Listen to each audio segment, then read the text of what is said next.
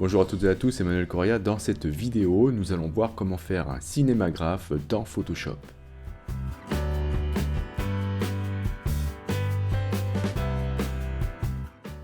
Je vais aller chercher la vidéo que je vous ai indiquée dans la description de la vidéo. Ok, donc on va l'ouvrir directement, on va pas l'importer. Donc je vais chercher cette vidéo ici, je fais ouvrir et dans Photoshop vous allez voir qu'elle va vraiment s'ouvrir, c'est-à-dire que Photoshop est capable de lire des formats vidéo et vous aurez en plus un panneau qui va arriver qui est le panneau montage. Il s'affiche en bas, comme ça, dans votre interface. Alors ce panneau, bien sûr, c'est un panneau, c'est-à-dire qu'on le trouve dans le menu Fenêtre, ok, et il est ici, donc si vous ne souhaitez pas l'avoir, vous pouvez décocher Montage, et bien sûr, si vous en avez besoin, vous allez le chercher ici, on en a fortement besoin.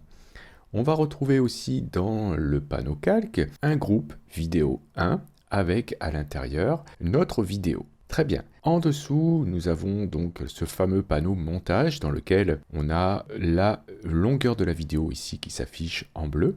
Avec, vous voyez ici, vous avez des boutons, comme des boutons dans un magnétoscope. On a la lecture, ici on peut atteindre l'image suivante, etc. Donc si vous souhaitez lancer la lecture, vous cliquez sur lecture ou alors vous appuyez sur espace et ça vous lancera la lecture. Voilà, donc ici on a la vidéo qui se joue avec, vous voyez ici, cette petite barre qui avance le long de la vidéo. Ok, si vous voulez arrêter la vidéo, vous pouvez appuyer sur espace. Et si vous avez besoin d'être placé très précisément sur une image ou à un endroit précis de votre vidéo, vous pouvez déplacer la tête de lecture. Donc il suffit de faire un clic et vous le placez où vous l'entendez. Bien, alors je ne vais pas vous détailler l'ensemble des fonctionnalités du panneau montage dans cette vidéo. Vous allez le découvrir au fur et à mesure avec moi. Vous allez voir, on ne va pas faire des choses très compliquées. Alors le principe des cinémagraphes, c'est d'avoir une image qui est dans l'ensemble fixe, mais avec juste une petite partie animée. Ok, ici, donc, on va devoir déterminer l'endroit précis où on souhaite que ce cinémagraphe joue. L'idéal, si vous vous filmez, c'est d'essayer d'être le plus fixe possible. On voit ici la théière monter et descendre, donc c'est un petit peu dommage. Si elle avait été fixe, ça aurait été beaucoup plus simple. Et on voit aussi le niveau du T monter et descendre. Donc ici, on va se concentrer sur une toute petite partie de l'animation. Déjà parce que c'est comme ça que fonctionnent les cinémagraphes. C'est vraiment une toute petite partie de l'animation qui boucle. Et aussi, c'est aussi par souci d'éviter d'avoir un fichier trop gros puisqu'on va l'exporter au format GIF afin d'être publié sur Internet. Ok, donc là, en tout premier lieu, moi ce qui me gêne un peu, c'est que l'image elle est un petit peu penchée. Alors, on est dans Photoshop, on peut faire les retouches que l'on souhaite, et là, je vais faire un clic droit sur le calque 1 afin de le convertir en objet dynamique. Vous allez voir, c'est très important pour pouvoir ensuite recadrer. Je vais aller chercher maintenant l'outil recadrage depuis la barre des outils ici. Ok, vérifiez que vous êtes dans la liste ici sur format d'origine. Il n'est pas question qu'on change le format. Donc, je vais aller chercher ici désincliner depuis la barre des options. Ok, je clique sur l'icône et je vais m'appuyer, par exemple ici, sur cet objet blanc ici. Ok, et je vais valider en appuyant sur Entrée. Très bien.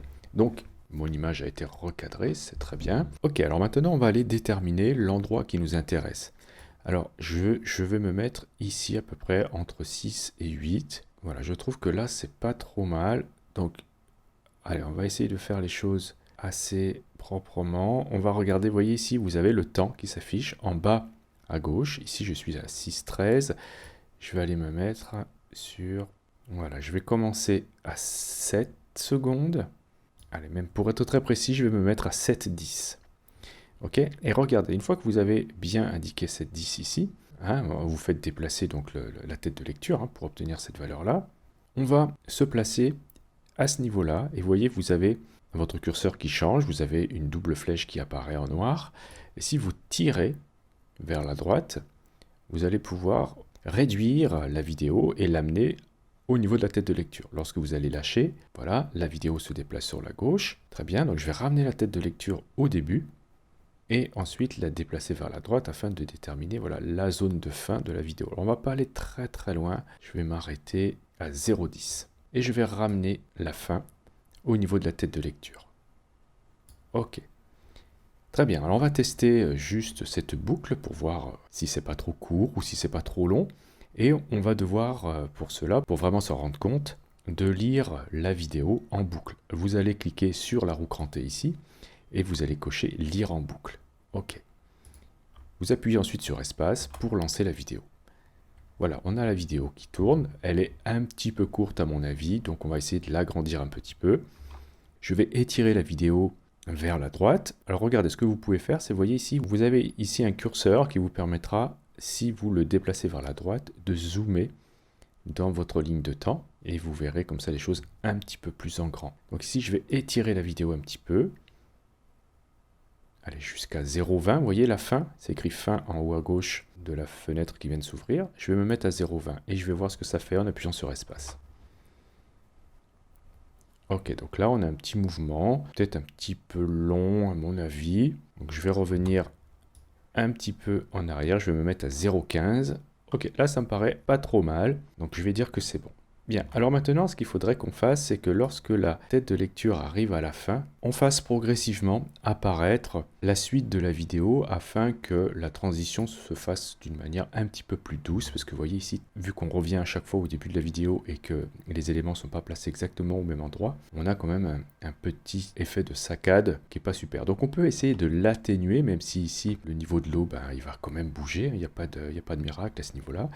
On va quand même essayer d'atténuer tout ça. Alors, comment on peut faire ça? Alors, regardez ce qu'on va faire. On va cliquer sur groupe vidéo 1 et vous allez déplacer ce groupe sur l'icône créer un nouveau calque. Et ça vous fait un deuxième groupe vidéo, vous voyez, vidéo 1 copie, qui va se placer au-dessus de votre premier groupe. Le groupe en dessous, je vais cliquer dessus, ok, et je vais le déplacer complètement vers la droite, à ce niveau-là. Donc ici, on a bien le début de la vidéo qui est aligné avec la fin de celle-ci. Et ce qu'on va faire, c'est ça, regardez. Vous allez placer votre curseur au début de la vidéo que nous avons déplacée afin d'étirer la vidéo. Alors, il ne faut pas déplacer la vidéo, cette fois-ci, il faut bien étirer. Voilà, la vidéo, on va la mettre à peu près à ce niveau-là. Et la fin, on va la ramener à ce niveau-là. Ensuite, on va devoir, sur le calque vidéo copie, faire en sorte que progressivement, à l'aide du paramètre opacité, on joue la vidéo d'en dessous. C'est-à-dire que cette vidéo va s'estomper au fur et à mesure qu'elle va être jouée afin de faire apparaître celle qu'il y a en dessous. Alors comment on peut faire ça? Vous allez cliquer sur les flèches ici, sur la flèche à côté de groupe vidéo copie afin d'ouvrir le groupe et vous allez voir des paramètres très intéressants ici, notamment opacité. Alors pour qu'on puisse bien le voir, je vais monter ici, voilà, le panneau montage. Et je vais placer la tête de lecture à peu près à ce niveau-là. Donc vous voyez, je lis bien les deux vidéos. Et je vais cliquer sur le chronomètre au niveau de opacité. Ça veut dire que là, je crée une clé d'animation. L'opacité est à 100%. Et lorsque je vais me placer maintenant alors à ce niveau-là, alors il faut que je reste toujours à l'intérieur. Donc vous voyez, je suis à la limite, je ne suis pas sorti, je suis vraiment à la limite de la fin de la vidéo. Je vais cliquer sur ce petit losange ici afin d'ajouter une autre clé. Ok, sauf que là, cette clé ici, je vais dire que l'opacité du calque groupe vidéo 1 n'est plus à 100%, mais cette fois-ci à 0. Donc je mets l'opacité du groupe à 0. Donc la première clé, il est bien à 100%, vérifiez bien. Ok, vous pouvez déplacer de clé en cliquant sur la flèche ici, première clé, deuxième clé, etc. Vous pouvez reculer de clé en cliquant sur la flèche de l'autre sens. Et vérifiez bien l'opacité. Donc la première clé est à 100%, la deuxième clé est à 0. Ça veut dire que la vidéo ici se lit tranquillement. Dès qu'elle arrive ici, donc elle est bien à 100%, et progressivement, elle va aller à 0% et faire apparaître la vidéo d'en dessous. Ce qui fait que lorsque je vais lire la vidéo en boucle, voilà ce qui va se passer. Vous voyez, on a un petit effet de flou qui nous fait apparaître la vidéo d'en dessous.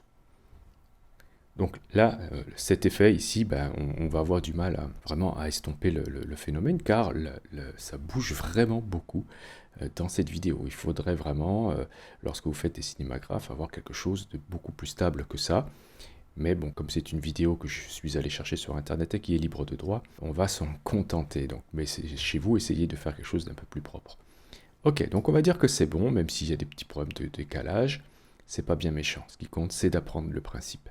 Donc maintenant, ce qu'on va faire, c'est qu'on va figer le mouvement de la théière. On va juste laisser l'eau couler et les bulles tourner et le niveau légèrement monter. On sait tout ce qu'on souhaite faire dans cette vidéo.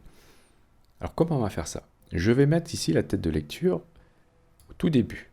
Ok, on va dire que c'est cette image-là que l'on souhaite utiliser, qui sera fixe et dans laquelle se jouera l'animation. Je vais ensuite sélectionner le groupe. Je vous ai montré tout à l'heure qu'on pouvait le dupliquer en le faisant glisser sur l'icône, créer un nouveau calque, mais si vous utilisez le raccourci CTRL-J sur PC ou Command-J sur Mac, vous allez aussi dupliquer le groupe sélectionné. Ok, donc on voit maintenant le nouveau groupe qui apparaît. Et ce que je vais faire, c'est que je vais vérifier ensuite à l'intérieur du groupe que l'opacité est à 100% partout. Et comme on a fait une copie de notre groupe, bien évidemment, on a aussi copié les clés. Donc je vais sélectionner ici la première clé.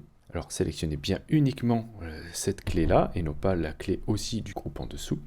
Et vous la supprimez. Ok. Donc vérifiez, très important, que vous n'avez pas aussi supprimé les clés en dessous. Maintenant qu'on a supprimé la dernière, on va pouvoir cliquer ici sur l'icône « Supprimer les clés existantes ». L'important, c'est de vérifier qu'on a bien l'opacité de 100% sur toute la durée. Bien, on n'a toujours pas fixé notre image, on a juste supprimé les clés d'opacité. Je vais faire un clic droit au niveau du groupe ici et je vais dire ici de fusionner le groupe. Ok, donc maintenant j'ai juste une image fixe qui recouvre l'ensemble de mes vidéos. Si je lance la lecture, on voit qu'il n'y a plus d'image qui bouge puisque notre image est fixe. Ok, donc ce qu'on va faire maintenant, c'est faire apparaître uniquement les zones qui sont animées. Alors comment on va faire ça? On va double-cliquer sur l'icône ici, mode masque. Vérifiez que vous avez zone masquée qui est cochée. Vous pouvez choisir la couleur de votre masque que vous souhaitez. Je vous conseille de laisser une opacité de 50, c'est très bien. Cliquez sur OK. Vous allez ensuite prendre l'outil pinceau, vérifiez depuis la barre des options ici que vous êtes avec une opacité de 100, un flux de 100 et que vous êtes en mode normal. Faites un clic droit. Vous pouvez mettre la dureté à 0 avec une forme ronde. Choisissez une forme ronde. Regardez l'épaisseur, on va dire qu'aux alentours de 200 pixels, c'est très bien. Je vais ensuite peindre, voilà, donc le masque. Je vais peindre uniquement les zones que je souhaite voir animées, c'est-à-dire le filet ici qui coule, la partie du niveau là qui bouge aussi, et bien sûr les bulles à l'intérieur de la tasse. Ok, une fois que vous avez fait ça, vous pouvez recliquer à nouveau sur l'icône mode masque. Vous aurez tout de sélectionner sauf la partie que vous avez dessinée et on va ajouter un masque de fusion depuis le panneau calque en cliquant sur l'icône ici ajouter un masque de fusion. Ok, donc le masque de fusion apparaît, la sélection disparaît et si je joue la vidéo, je devrais voir uniquement l'animation se jouer à l'intérieur de mon masque. J'appuie sur espace et voilà, c'est tout à fait le cas. Donc là, j'ai bien une animation qui se joue à l'endroit où je l'ai souhaité, et tout le reste est fixe. Donc là, vous voyez qu'on a quand même un petit mouvement de l'eau qui est flouté par notre, ici, les valeurs d'opacité. Ça aurait été un petit peu mieux si on avait moins de mouvement, mais voilà. Voilà le principe d'un cinémagraphe. Ok, alors, je ne vais pas m'arrêter là, puisque nous sommes dans Photoshop. Je voudrais peut-être donner un petit peu plus de peps à cette image. Donc, au-dessus de tous mes calques, je vais cliquer ici sur l'icône « Ajouter un calque de réglage » et je vais choisir le réglage de type courbe. Ok, je vais faire une petite courbe en S, légère, comme ceci, afin d'ajouter un petit peu de contraste à mon image. Et je pourrais aussi ajouter en plus un autre réglage, par exemple de type vibrance. Déplacer le curseur vibrance vers la droite afin d'ajouter un petit peu plus de saturation au niveau de mes couleurs. Donc on peut voir avant-après. Donc là, ça n'a pas fait grand-chose puisque les couleurs étaient déjà assez vives. Mais si je place ce calque vibrance en mode lumière tamisée, par exemple, on peut voir donc avant-après, ça a ajouté encore plus de contraste. Si vous trouvez que c'est trop fort, vous pouvez baisser l'opacité du calque. OK. Et vous pouvez grouper les deux réglages, ce qui vous permettra ensuite de voir avant-après. OK. Et du coup, si vous lancez la vidéo, eh bien, cette vidéo, bien sûr, va se jouer avec les corrections que nous avons apportées. Donc voilà notre petit cinémagraphe. On va maintenant aller l'exporter pour pouvoir le lire sur Internet. Je vais aller chercher dans le menu Fichier, Exportation, la commande Enregistrer pour le web hérité. Je vais bien faire attention d'aller chercher dans les extensions ici le paramètre GIF et non pas JPEG ni PNG, etc. Donc choisissez bien GIF, c'est le premier. Vous allez choisir peut-être ici perception, ou sinon vous pourrez en choisir d'autres. Je ne vais pas détailler ici l'ensemble des paramètres. Moi j'aime bien perception. Au niveau du tramage, je choisis un tramage avec le paramètre diffusion. Les couleurs, je mets toutes les couleurs, c'est-à-dire 256 couleurs possibles avec un GIF. Le tramage, je le laisse à 100%. Cache, je n'en ai pas besoin. Alors pour rappel, vous voyez ici en bas à gauche, vous avez le poids de votre fichier. Ok. Ensuite, je vais laisser tout par défaut. Je vais ici cocher convertir en sRGB. Et ensuite, je vais peut-être réduire la taille de mon GIF là qui est un petit peu gros. Donc je vais le mettre en 960 donc par 540 et valider avec tabulation. Voilà, l'aperçu s'adapte. Vous pouvez jouer l'animation ici. Choisissez ici de jouer toujours, ce qui vous permettra d'avoir l'animation jouée en boucle. Vous pouvez la vérifier ici en cliquant sur le bouton lecture. Notre fichier maintenant fait plus que 969 KO. Vous allez cliquer ensuite sur enregistrer pour enregistrer votre GIF sur votre disque dur. N'oubliez pas de sauvegarder votre document au format Photoshop, ce qui vous permettra bien sûr de revenir dessus si vous avez besoin de faire des modifications. Voilà, vous savez maintenant faire un cinémagraphe. Je vous invite à tester avec d'autres vidéos et même bien sûr avec vos propres vidéos. Je vous remercie d'avoir suivi cette vidéo. Si vous avez des questions, n'hésitez pas à le faire dans les commentaires. Si vous souhaitez soutenir cette chaîne, vous pouvez cliquer sur j'aime, ce sera très utile pour le référencement de la chaîne. Ou si vous voulez aller plus loin, vous pouvez cliquer sur le lien Utip dans la description de la vidéo. Et bien sûr, si vous n'êtes pas encore abonné, cliquez sur abonnez-vous. N'oubliez pas la petite clochette pour être averti des prochains cours ou des prochains tutos. Et justement, on se dit à la prochaine pour un autre cours ou pour un autre tuto.